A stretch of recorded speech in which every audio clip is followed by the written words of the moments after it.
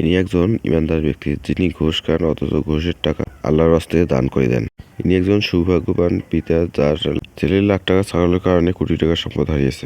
ইনি এমন একজন বড় ভাই, যিনি প্রশাসনের অর্থ খেয়ানত করেননি, সকলকে নিয়ে এর আপদ খেয়েছেন। আসসালামু আলাইকুম বন্ধুরা, আমরা এমন এক জাতি যারা ইস্যু নিয়ে সবসময় ব্যস্ত। কোনটা ঠিক বা কোনটা বেঠিক সেগুলো আমরা দেখভাল করি না। আর এটার কারিগর যারা, যাদের এটার দায়িত্ব দেওয়া হয়, তারাই মূলত এর খেয়ানতের কাজে দক্ষ। প্রশাসনে ভুরি ভুরি দুর্নীতি হয়, কিন্তু এই দুর্নীতি যারা রোধ করবে বা যাদের রোধ করা দরকার, তারাই মূলত দুর্নীতির সঙ্গে জড়িত হয়। তারা দুর্নীতিবাজদের সুবিধা দেয় বিভিন্ন অর্থ এবং সম্পদের মাধ্যমে। পরবর্তীতে দেখা যায় যে দুর্নীতি যখন এটা সিদ্ধান্ত আসা দরকার, ততক্ষণে যারা দায়িত্বে ছিল তারাই নিজেরাই অর্থ লোপাট করে বিদেশে পাড়ি জমায়। তখন এই ইস্যুটা সামনে আসে, এটা নিয়ে খুব আলোচনা, টকশো অনেক কিছুই হয়।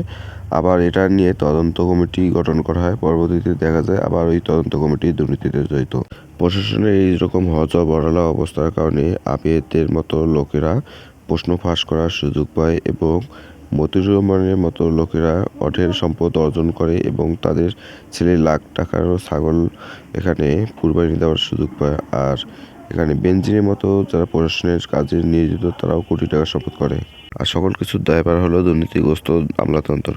আমরা প্রতি 5 বছর পর পর কলা গাছকে ভোট দেই না, আর যাকেই ভোট দেই না কেন, এদের মেয়াদ কিন্তু 5 বছরই। অন্যদিকে যারা আমলাতন্ত্রে আছে, তারা বছর বছর আমাদেরকে শোষণ করতেছে বিভিন্ন নিয়ম কানুনের বেড়াজালে ফেলিয়ে। বাংলাদেশের আমলাতন্ত্রের মতো এত নিয়ম কানুন মনে হয় বিশ্বের কোনো দেশে নেই, যার কারণে একটা কাজ হতে বেশি সময় লাগে। খুব দ্রুত একটা যে কাজ হবে সেরকম কিছু দেখা যায় না। আর এটার সুযোগ পায় যারা দুর্নীতি করে, তারা লোপাট করে বিদেশে পাড়ি জমার জন্য।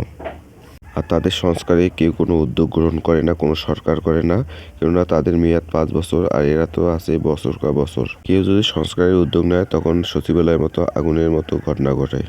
তাই সরকারে যারা নিয়োজিত রয়েছেন, তারা এই সকল ইস্যু এবং ঠিক বেটি এ সকল না দেখে, এরকম অনেক ইস্যু আসবে কিন্তু মূল যে ফোকাসিং যে জায়গাটা, যাদের ধরার কথা, যাদের বিষয়ে আলোচনা হচ্ছে বা যাদের বিষয়ে হচ্ছে না, সকল কিছু দেখভাল করে এ সকল দুর্নীতিকে রোধ করতেই হবে। তা না হলে যত আপনারা সংস্কার করুন না কেন, সেগুলো কিন্তু বাস্তবে কোনো উপকার আসবে না। সরকারের দেহচেতার ভূমিকা না থাকার কারণে সরকার কমিশনকে প্রশাসনকে এড়াতে হুমকি দেয়। তাই জনগণকে বুঝ দেওয়ার মতো শুধু অনুসন্ধান চালালে হবে না, এদের বিরুদ্ধে দৃষ্টান্তমূলক শাস্তি ব্যবস্থা গ্রহণ করতে হবে। তা না হলে দেশ আবার আগের অবস্থায় যাবে।